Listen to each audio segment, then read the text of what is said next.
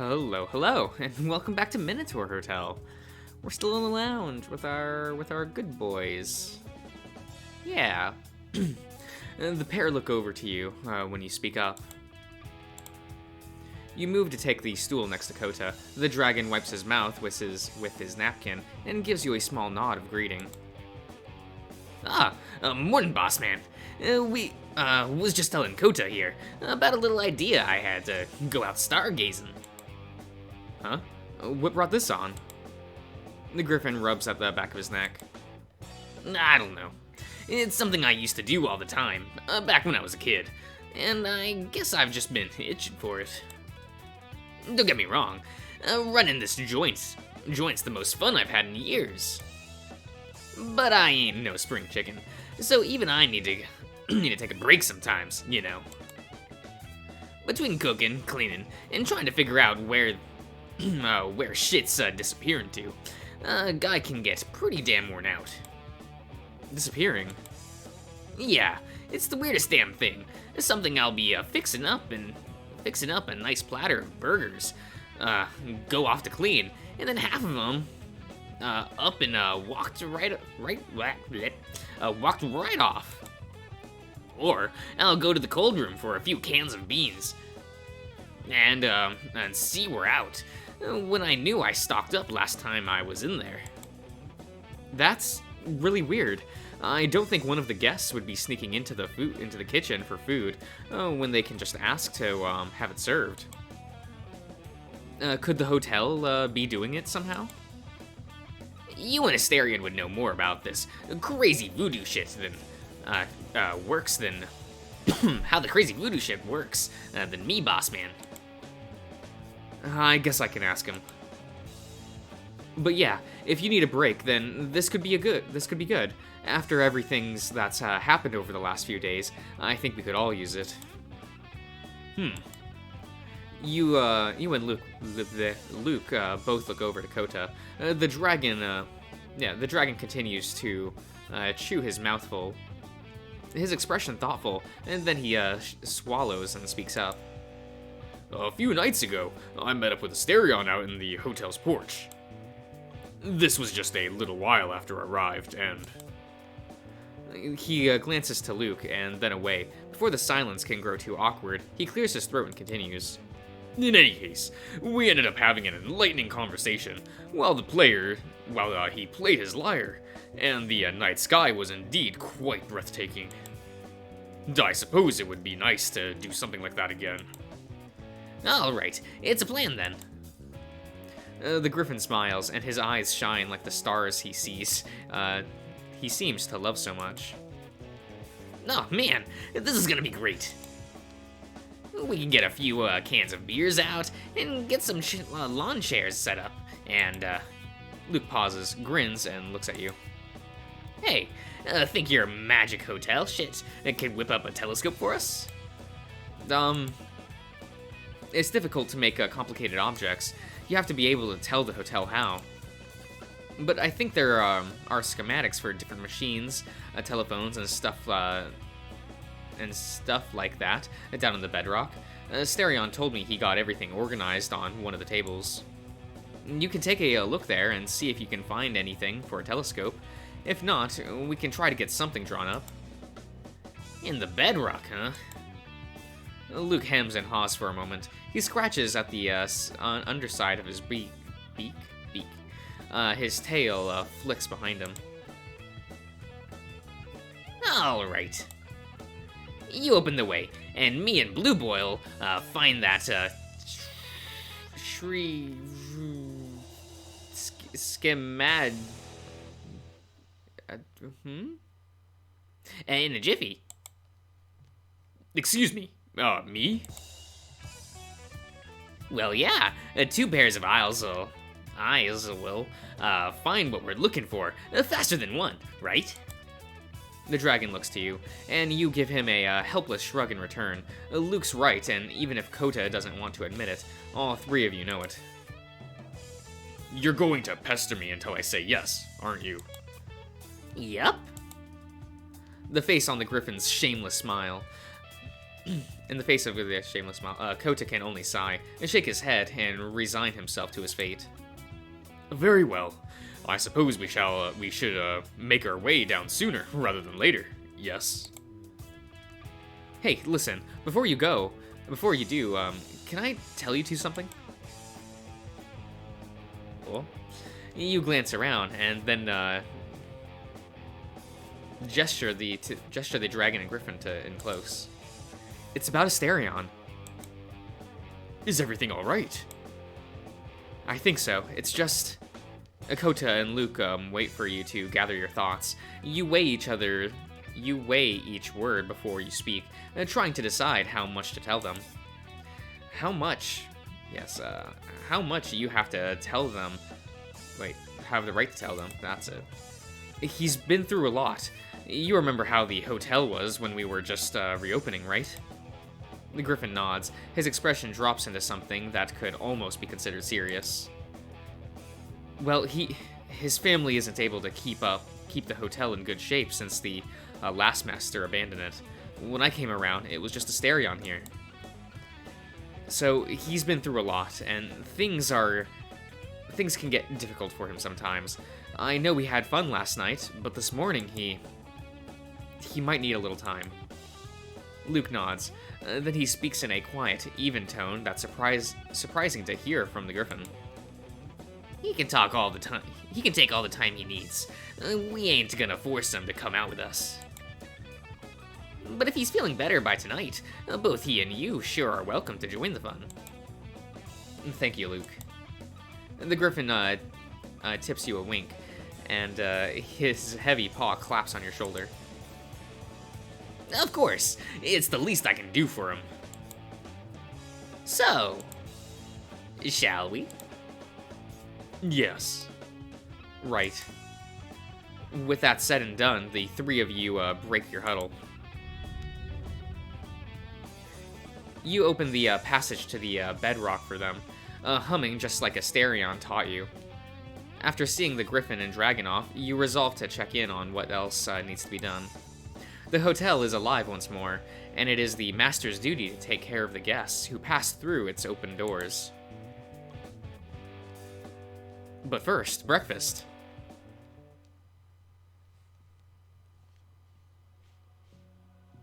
The griffin and dragon make their way down the windy stone hallway, and their footsteps echo in the silence surrounding them, rushing ahead into the labyrinthian depths, awaiting the pair.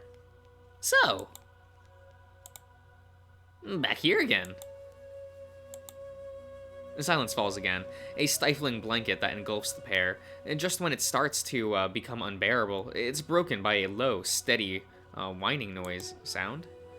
Will you stop that? What's the matter now? Don't like my whistling? To be frank, it sounds like someone is strangling a cat. Rude. I ain't scared, you know. I mean, what's there to be scared of? It's just a creepy basement. In a freaky magic hotel. Yes, nothing to be scared of at all. Can you let go of my arm? I think I'm starting to lose circulation. No, sorry. Luke's hand jerks away, rising up with palms out, while he gives Kota a sheepish grin. The two continue down the passageway, while neither acknowledge it, their shoulders continue to brush together, as if confirming the other's presence. And then they turn one last corner and stand on the threshold of their destination.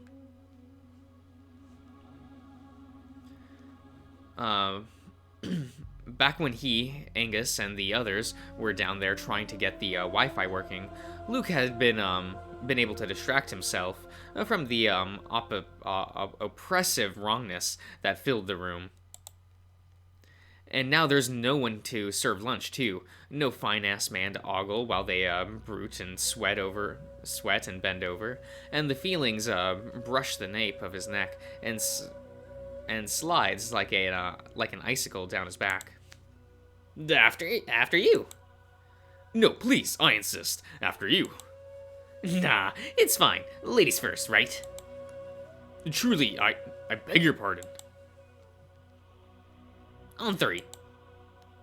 That would be acceptable. Alright, here goes.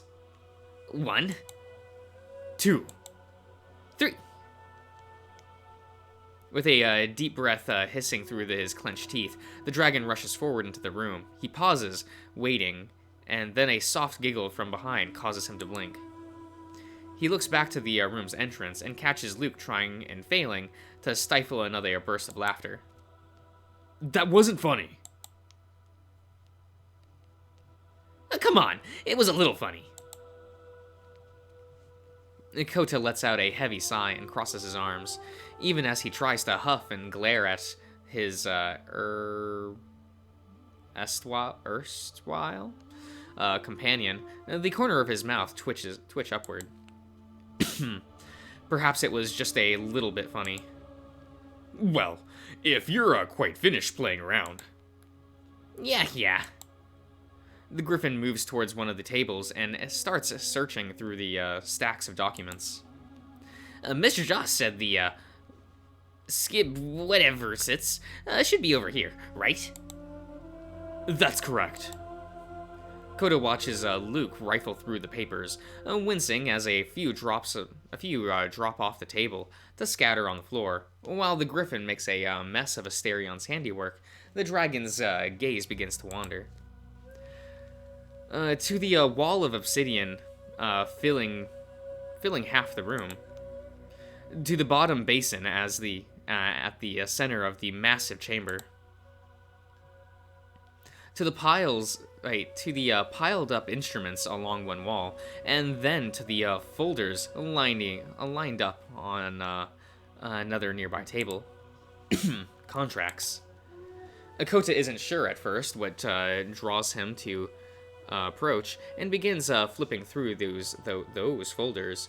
But as he hums to himself, he searches out names, descriptions.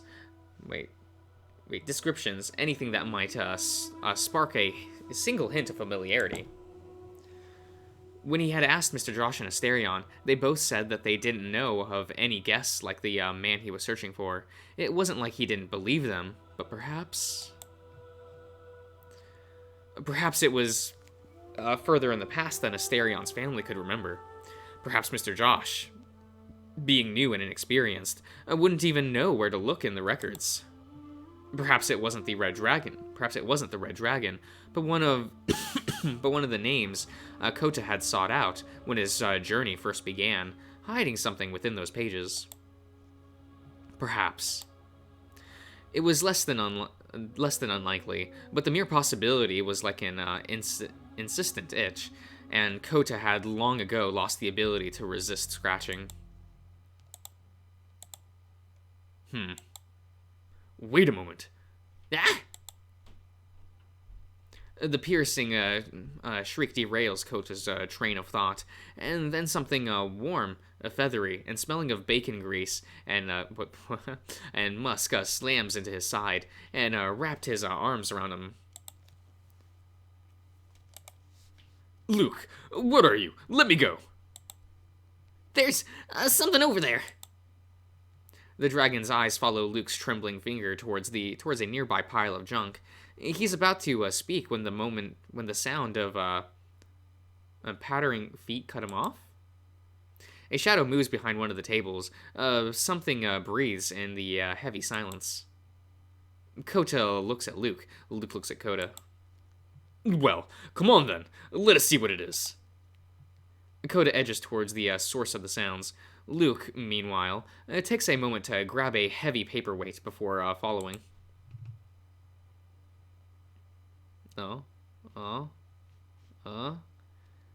Slow, careful, quiet. They edge towards whatever is in there with them. Luke looks to Kota. Kota looks at Luke. The dragon nods, and a silent count begins. 1, 2, 3.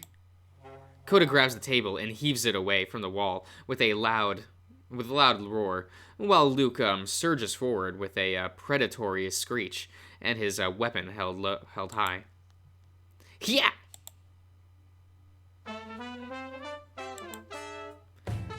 What? Hello? What? The little creature flinches and screams as its hiding place is yanked away. With a yelp of fear, it tries to scramble back into the shelter of the table. Get away!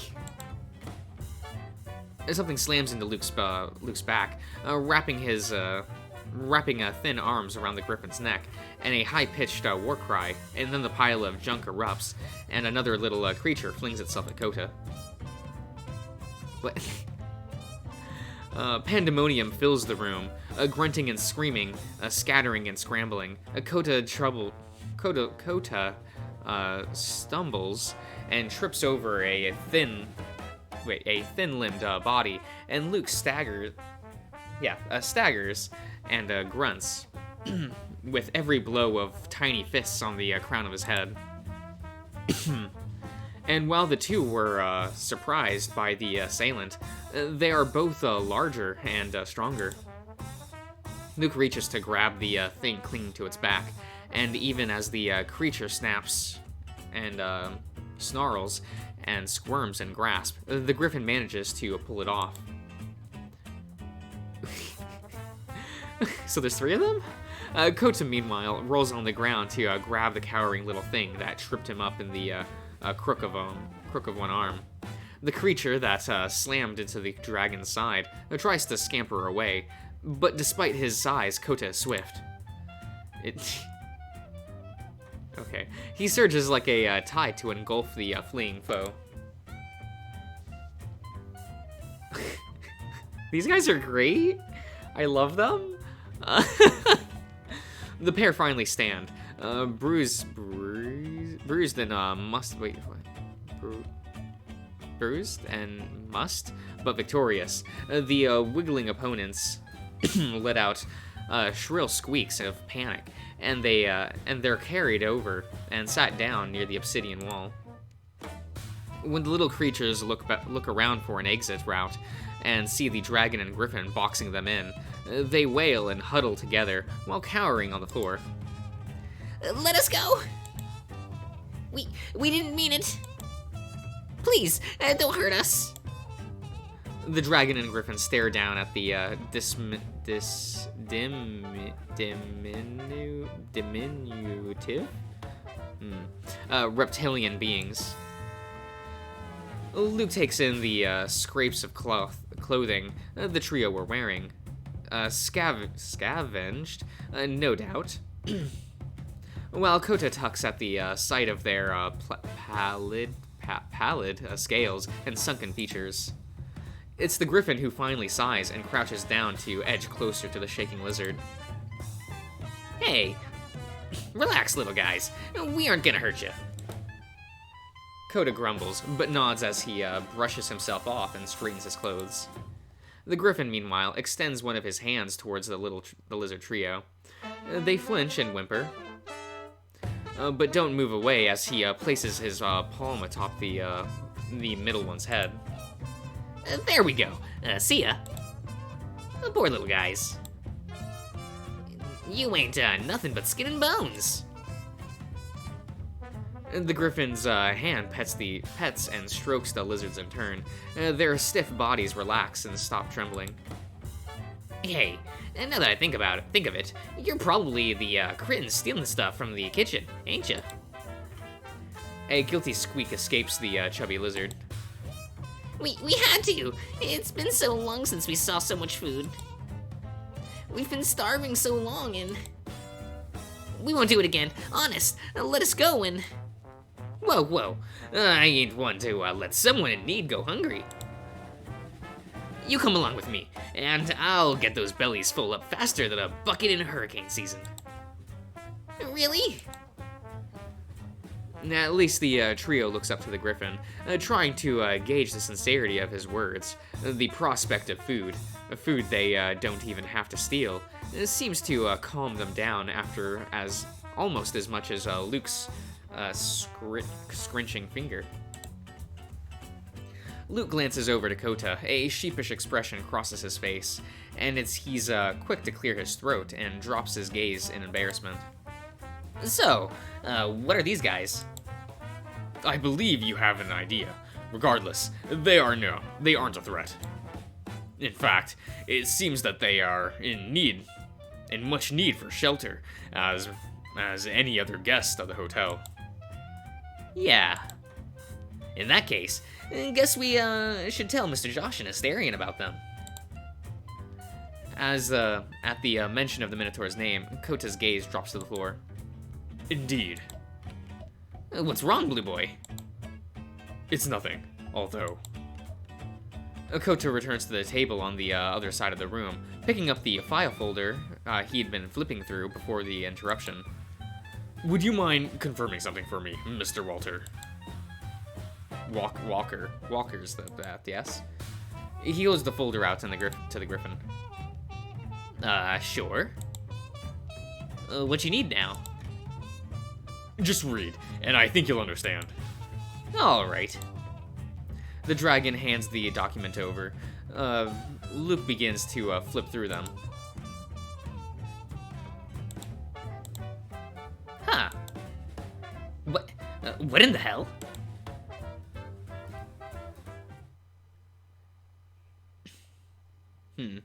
I think I'll end the part here, so I'll see you around, everyone.